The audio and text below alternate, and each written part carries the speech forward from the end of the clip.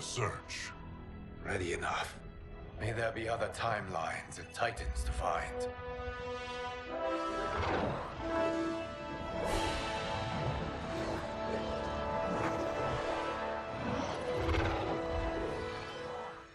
Hey guys, welcome back to another video. This is Atriox, and in this video, I thought we would just cover Takeda. Like, I'm gonna be honest, like, since Takeda's coming to the game, I feel like, we should do like a little lore video for him. I was gonna do Shang soon, but ultimately decided with Takeda, since like he's about to release into the game. I thought it would be a more interesting topic at the time. So, Takeda was actually born to Kenshi Takahashi and to Sushen. However, Kenshi didn't know about Takeda. He was actually unaware of him, and like Kenshi was honestly undercover anyways. He was undercover as a Red Dragon agent. Sonya Blade had issued him that command to just try and find a way to exploit the Red Dragon, and basically he does that. He does pretty well, but unfortunately his cover is blown and he gets caught. So he decides to leave and call Sonya for an distraction. However, with him leaving the Red Dragon, somehow the Red Dragon found out he had a kid, and they send soldiers that way to go abduct them. So basically, what happened is that they send a message to the special forces, and basically just tells them that, hey, we have Kenshi's son. If you want him alive, come to this address. Blah blah blah blah blah. So Kenshi, like, feeling in his gut that this is probably true, considering the timeline and like who Sichen was, he decides to rush over. But he knew he wasn't gonna be able to make it in time. And that's exactly what happened. Like, Suchen hears a knock at the door. She sends Takeda away, but unfortunately, she has to deal with the intruders. So the intruders come in. They're like, "Hey, are you the bitch? Are you the bitch with the bastard son of Kenshi's?" And she's like, "No, I'm the bitch with the blade." And then she stabs the main guy talking right in the baby maker, and pretty much just kills everybody. Unfortunately, the last guy, although he does ultimately die, I believe. She also dies too because she gets shot in the chest, like, immediately. It was an instant death. Kenshi actually arrives a little later on, and he sees all the dead bodies. He sees Su Chen's body. He sees the Red Dragons all across the floor, but he can't find Takeda. And some of the neighbors actually come to the house, and they pretty much just tell him that he's in the next town over. So with the help of the neighbors, he finds Takeda ultimately, and he grabs Takeda. And as soon as they're about to leave, the Red Dragon appear. And the Red Dragons start attacking Kenshi and Takeda, and Kenshi and Takeda, they start running away. But Kenshi's actually fighting off the Red Dragon the whole night as they're trying to get away from him. And like, he knew the only place that was like really safe for him and Takeda was to get to the Fire Garden, and because like Scorpion or Hanzo was like a really good friend of his, and he knew if anyone would help him and like protect Takeda, it would be the Shiryu. So as he makes his way to the Fire Gardens, he's basically having to fight them off the entire night. Eventually he gets too gassed and he's tired, and he gets shot in the knee. Now obviously that's gonna dull his movements, and eventually Su Hao catches up, and Su Hao begins to mock Kenshi, and just like trying to goad him into a fight. Kenshi tells Takeda that he needs to run away, and that's basically what he does. But Kenshi's in no condition to fight, really. So he tries his best, but he gets beaten by Su Hao, who's like, he's more refreshed, obviously. I doubt he was running after Kenshi the whole night. He probably was driving or some shit like that. So anyways, as Kenshi's laying beaten on the ground, Su Hao was like mocking him more, saying, "I thought you'd be more of a fighter. I thought you'd kill a few of us at least." And he's just basically mocking him. And as he's about to land the killing blow, Scorpion comes, and he's been basically just in the wing, just waiting for his moment, and he kills Su Hao, and basically tells them that they're violating, they're trespassing on his property, and that if they wanted to live, they needed to leave. Without a figurehead, all of the Red Dragon decide to leave.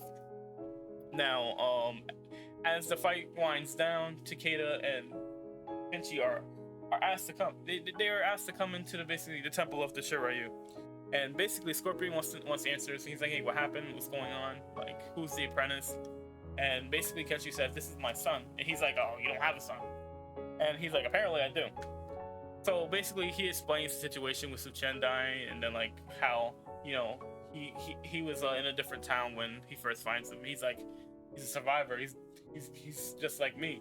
And then basically it goes into like a little scenario where Scorpion is reliving his past trauma and like just seeing the deaths of his wife and kid. So he asks Kenshi, he's like, Kenshi, what are you gonna do now? Since I'm like, what are you gonna do with him? Like, are you gonna be a father? Like, basically he's asking him if he's gonna like train him or something like that. And he's like, basically he's gonna keep hunting the red dragon, and he wants the Shiryu to look after Takeda. And like he's like, he's not gonna be able to trust you if you want me to lie to him. And basically saying that he wants Takeda to think that his mother got killed by accident until he's ready. And he's like, yeah, he won't trust me, but he'll be protected. And then Kenshi leaves. So over the years, Takeda spars and like trains of the Scorpion. So he's sparring with another initiate named Forest Fox, who's a little older than he is, I believe. And they get close, and that he becomes his best friend. And they start talking about how Takeda is faster than Forest, but he doesn't use it to his advantage. Ultimately, one night when everyone's asleep, Forest hears a voice talking to him. And it's basically telling him to kill everybody and kill everything. It's basically like the voice of Havoc, the chaos cleric. And so basically he gets possessed somehow. Like the dagger, I guess, scratched him. Whenever like it touches your blood, it becomes like an entity that can possess you, right? So that's what happened with Forest. Forest gets possessed and kills everybody in their sleep except for Takeda and Scorpion. Takeda actually captures, not Takeda. Forest actually captures Scorpion and hangs him up, and he wants Takeda to kill him so that he'll become Scorpion again, because they want to take control of Scorpion. Like, that'd be the most powerful like being to be under the spell of the blood code. But Takeda doesn't want to kill him, and when Forest is taunting Scorpion, Takeda actually cuts him in half. So after he cuts him in half, like him and Scorpion have a conversation, just talking about the whole situation, like what happened with the dagger and like why did it possess him. And they pretty much decided to leave the Shiryu and go to like the Sky Temple to just question Raiden. It's like, hey, what's going on here? Why did this happen? Why did he possess him? Like, he possessed one of my initiates and he killed everybody. But as they're camping, Raiden appears and Raiden starts fighting Scorpion. Now, mind you, Raiden is obviously he somehow got possessed by the blood code, and that's why they're fighting. And like Takeda, like, he's young, so he makes a mistake. He stabs Raiden in the back, and Raiden brings down lightning, shocking Takeda. He very nearly killed him. He was really bad off. After Scorpion eventually knocks some sense into Raiden, and he heals Raiden. He puts Raiden in the Jinsei chamber to heal. They heal Takeda as well, but when they healed him, he also got like some kind of like power up because of the Jinsei of Earthrealm. Like, it also like gives him some kind of like superhuman power. So that's actually really important later on in the story. But yeah, so they get fully healed, and then Raiden pretty much explains what the daggers are and like how it possesses the user. And Hanzo's visibly mad. He's like, yo, why didn't you tell us? You can't just put that on us and not let us know that it turns like people into psychotic murderers. But after a long discussion, Scorpion and Takeda decide to help Raiden and pretty much just try and find where Sub-Zero's at, because apparently he's been missing for years, because like he was sent on a mission with the dagger, but he never returned.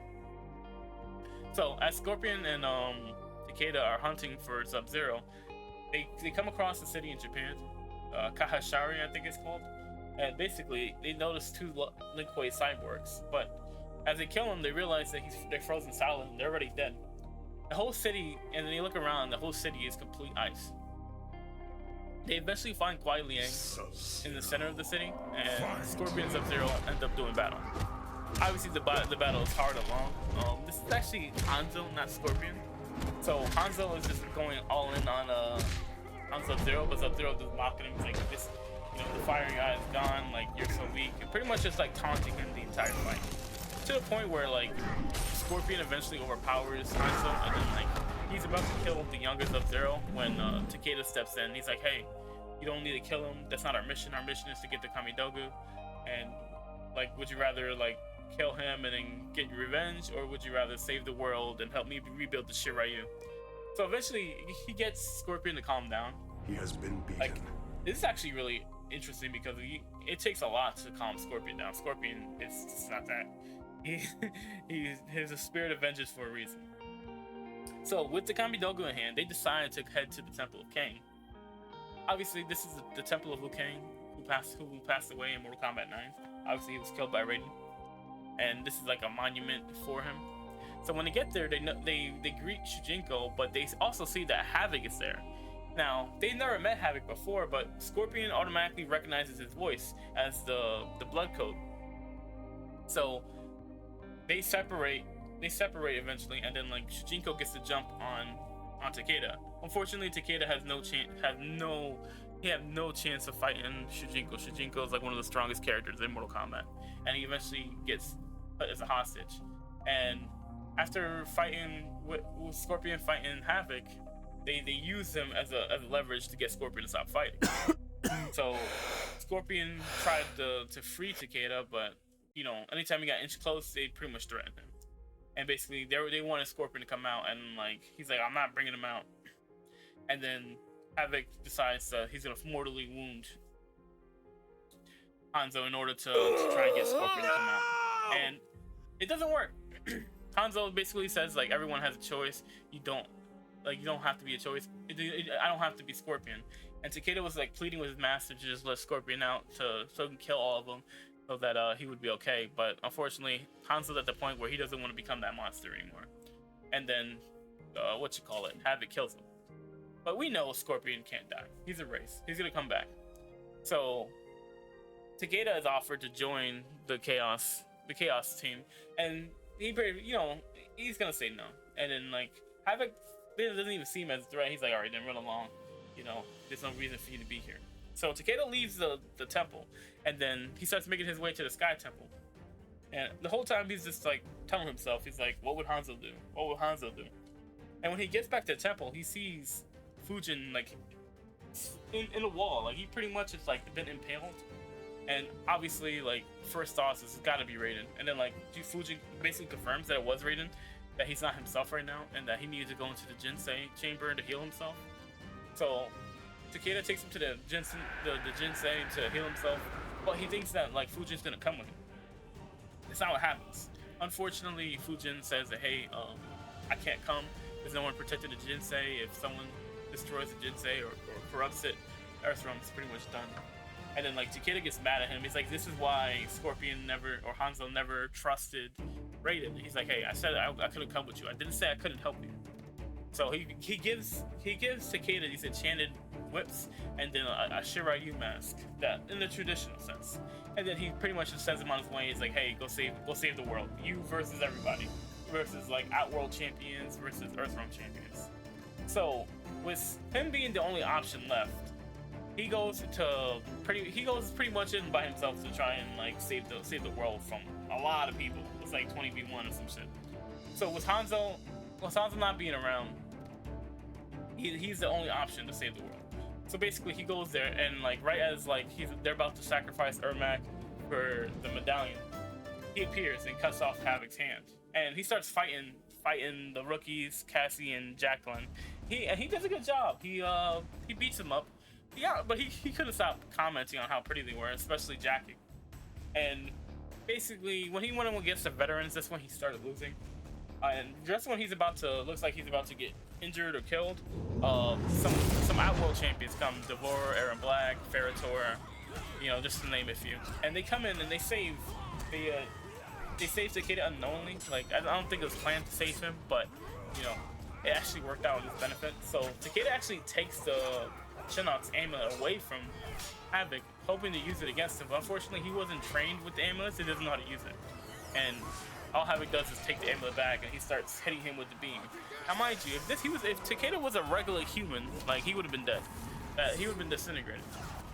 However, he had the Jinsei particles on his body, and the Jinsei particles pretty much protected him from dying. And just out of nowhere, Scorpion disappears, cuts off Havoc's head, and takes his head back to the Netherrealm. And you see an image of like Takeda like whispering for his master to come back as he just lays on the ground.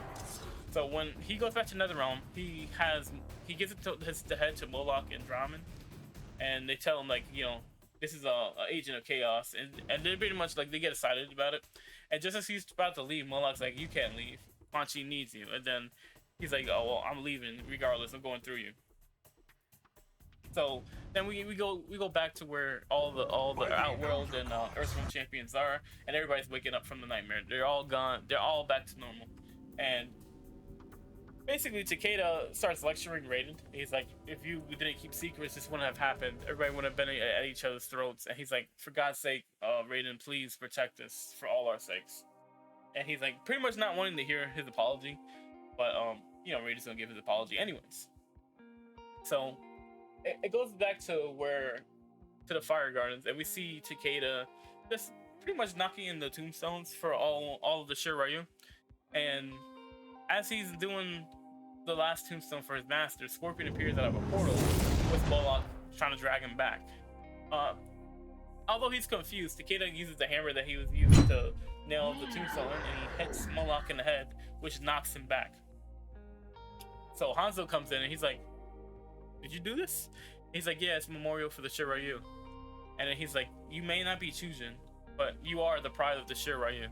Which is such a cool little ending, having, like, cause like, Scorpion takes such pride in the Shiryu, and then like him recognizing Takeda as a true Shiryu member, it's just freaking awesome, bro.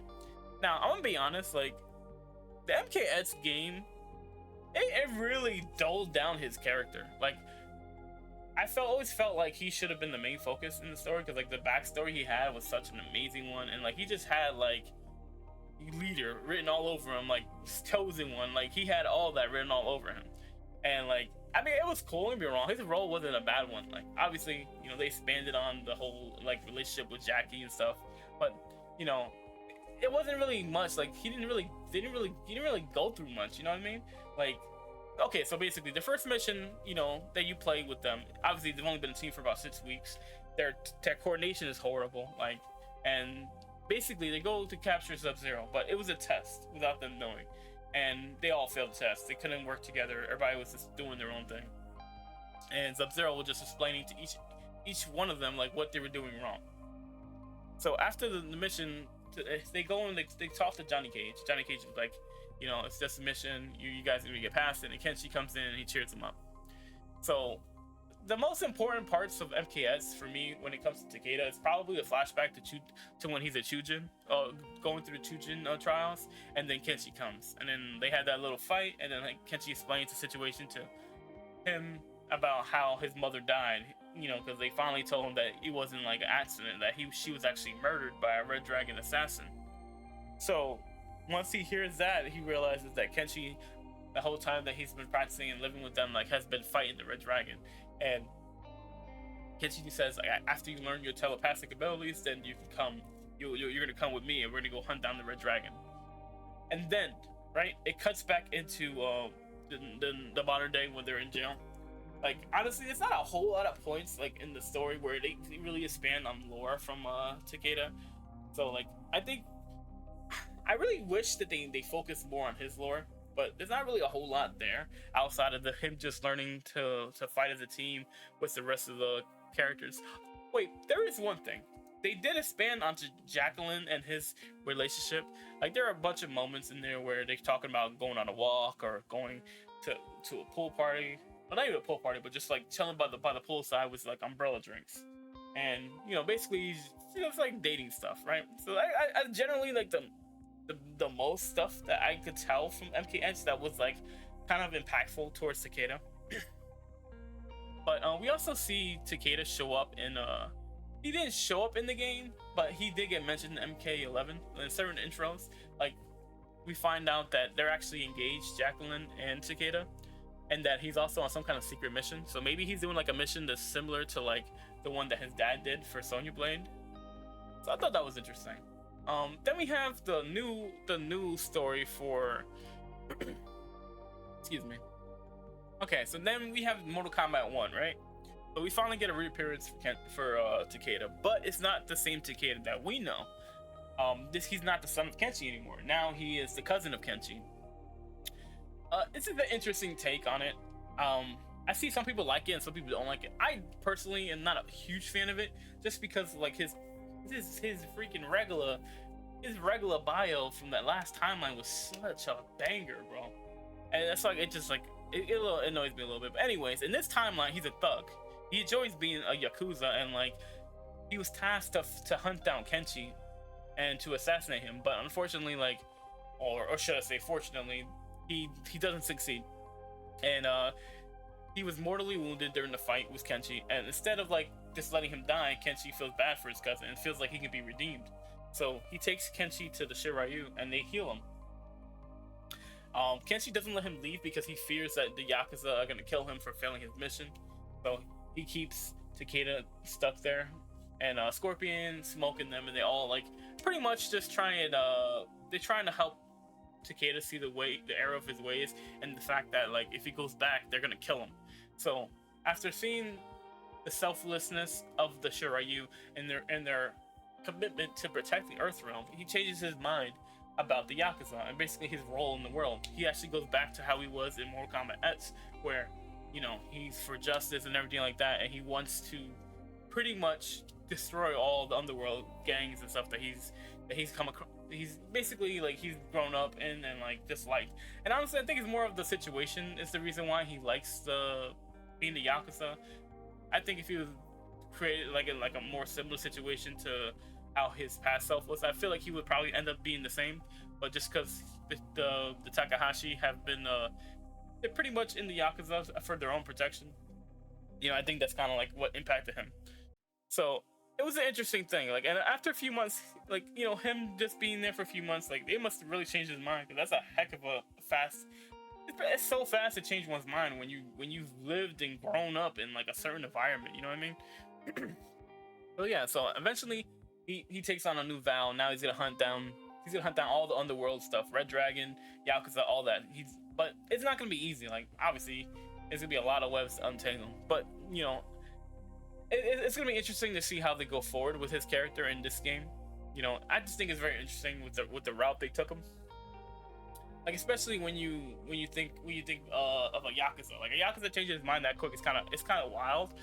But you know, maybe all of the good in him isn't gone, and that it just needed something to trigger it.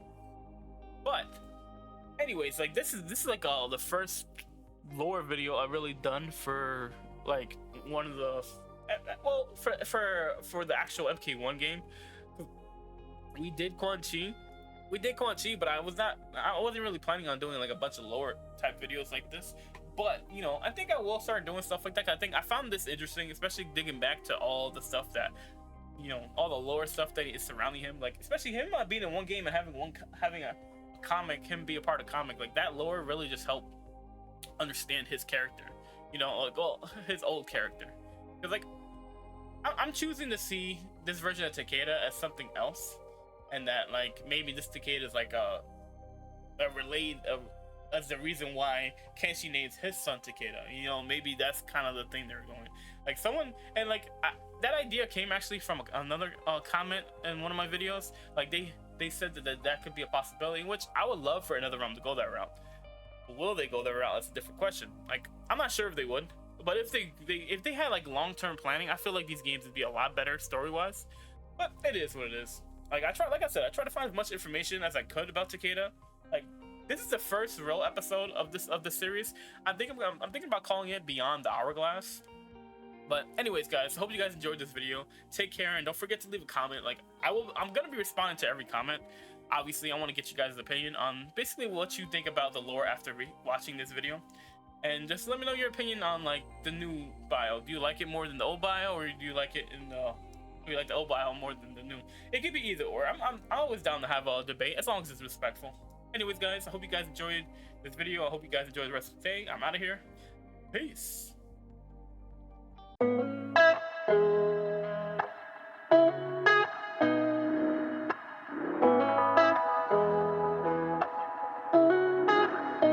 Please fill my cup. Am I really asking for much? It's been a long week, I'm looking for fun. Please fill my cup. Find me under the sun. SOS. I'm just looking for a good time. Whoa.